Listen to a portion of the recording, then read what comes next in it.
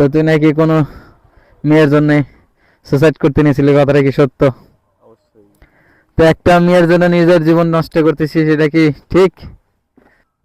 বল না, একটা মেয়ের জন্য নিজের জীবন নষ্ট করা কিন্তু ঠিক না। বাপ মা এত কষ্ট করে তোর বড় বানাইছে, লেখাপড়া শেখাইছে, তো এই মুহূর্তে তোর নিজের জীবনটা শেষ করে দেওয়াটা একদমই ঠিক না।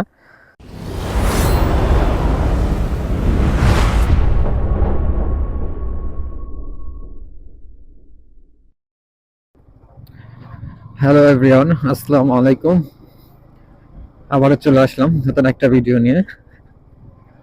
তো বাইকটা নিয়ে বের হলাম, এখন যাব একটু বন্ধুর বাসায়, বন্ধুর সাথে দেখা করতে। তো রিসেন্টলি কিছুদিন আগেই বন্ধু আমার একটা মেয়ের জন্য মানে নিজের জীবন শেষ করতে চায়।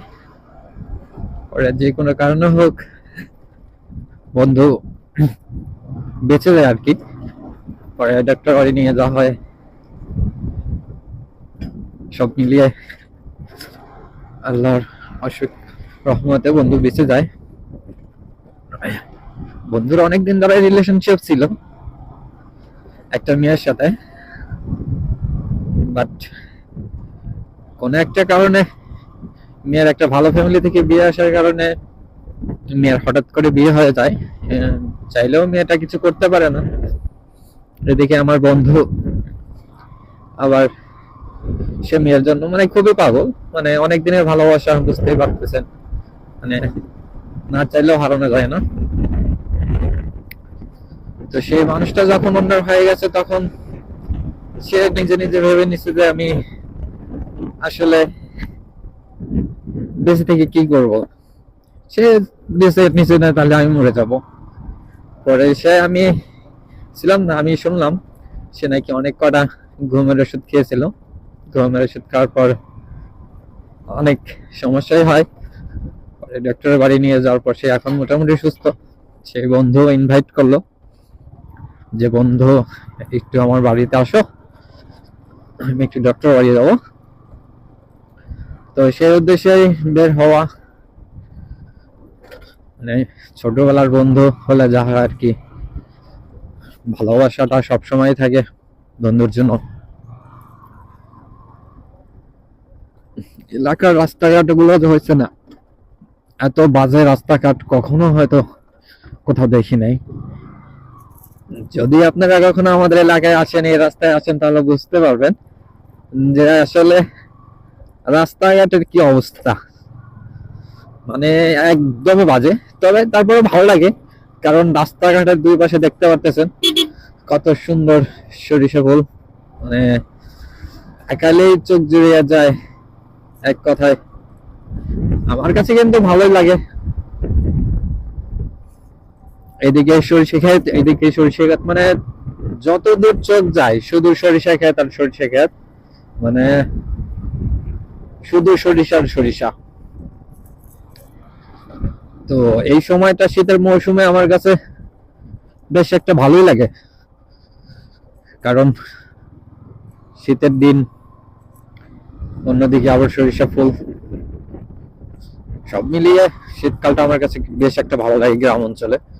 আর গ্রাম অঞ্চলের শীতের দিনটা বেস্ট। শহরে তো অন্যরকম, আর রাস্তা খুবই বাজে। যদি কখনো এই রাস্তায় আসেন তাহলে বুঝতে পারবেন যে আসলে এই রাস্তাটা কিরকম, ঠিক আছে? তো আমাদের রাস্তাটা পাশ হয়ে গেছে, মানে সারবে নাকি। তো আমাদের দিলবাসা থেকে অনেকটুকু চলে এসেছে আমাদের গ্রাম পর্যন্ত।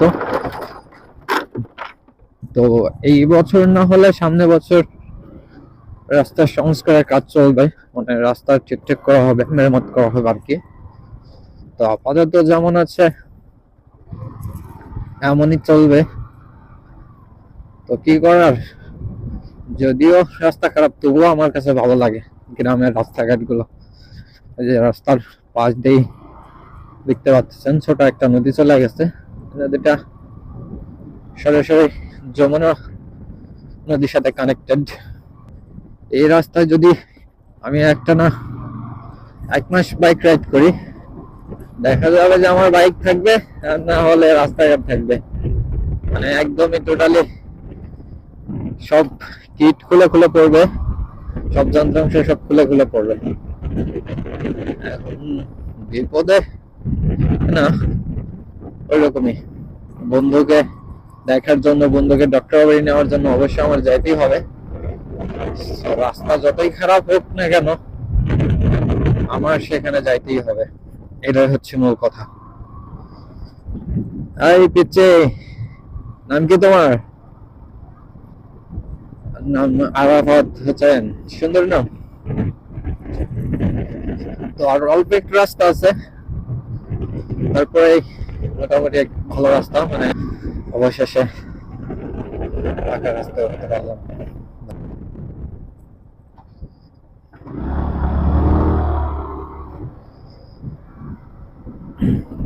এখানে মোড়টা খুব একটি বেশি ভালো ছিল না কাজে।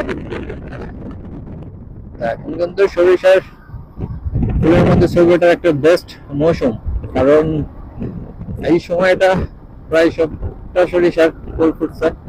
এখন ছবি উঠলে আপনারা বেশ ভালোই দেখতে পাবেন, মানে ভালো একটা ফ্রেমে ছবি উঠতে পারবেন, অনেক সুন্দর।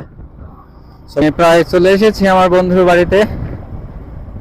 তো আমি সামনে হয়তো আমার বন্ধুকে দেখতে পাচ্ছি, তো আপনারা কাছে গেলে তার কথাবার্তা দেখলে বুঝতে পারবেন আসলে সে অসুস্থ ছিল অ্যান্ড কোনো একটা মেয়ের জন্য তার জীবনটা শেষ করতে নিয়েছিল। তাই তো আমার সেই বন্ধু, তো কাছে গেলে দেখতে পারবেন। কি অবস্থা, কেমন আছিস? আছি আলহামদুলিল্লাহ। তো শরীরের কি অবস্থা এখন? তো তুই নাকি কোনো মেয়ের জন্য সুসাইড করতে নিয়েছিলি, কথাটা কি সত্য? তো একটা মেয়ের জন্য নিজের জীবন নষ্ট করতেছিস, এটা কি ঠিক? সেটা ঠিক আছে, তারপর একটা ছেলে একটা মেয়েকে কতটা ভালোবাসলে এই কাজটা করতে পারে? হ্যাঁ, আমি তোর বিষয়টা বুঝতে পারতেছি, কারণ অনেক দিনের ভালোবাসা, আমিও বিষয়টা বুঝি যে ভালোবাসা জিনিসটা আসলে খুবই কঠিন, যার উপর আসলে মায়া জন্মে যায় তাকে ভুলে থাকাটা খুবই কঠিন। এখন তোর ভাগ্যে সে ছিল না বিধায় সে চলে গেছে, এর থেকে হয়তো আল্লাহ তোর ভাগ্যে অনেক ভালো কিছু রাখছে, অনেক ভালো একটা মেয়ে রাখছে তোর জন্য। তো আমি চাইবো নেক্সট টাইম কখনো এই কাজটা করবি না, অবশ্যই বাপ মায়ের সাজেশন মতো চলবি, দেখ জীবনটা অনেক সুন্দর হবে। আমি মনে হয় যে ওদের থেকে ভালো মেয়ে তুই ডিজার্ভ করিস, সেই জন্য হয়তো ওই মেয়েটা চলে গেছে। এখন দেখা যাক আল্লাহ কপালে কি রাখছে, চেষ্টা তো করতেছি বলার, কিন্তু হ্যাঁ অবশ্যই বলতে পারবি। তো একটু আমাদের সাথে সময় দে, একটু ঘোরাঘুরি কর, সব ঠিকঠাক হয়ে যাবে। তো এই ছিল আজকের ভিডিও, ধন্যবাদ সবাইকে, আসসালামু আলাইকুম, দেখা হবে নেক্সট ভিডিওতে।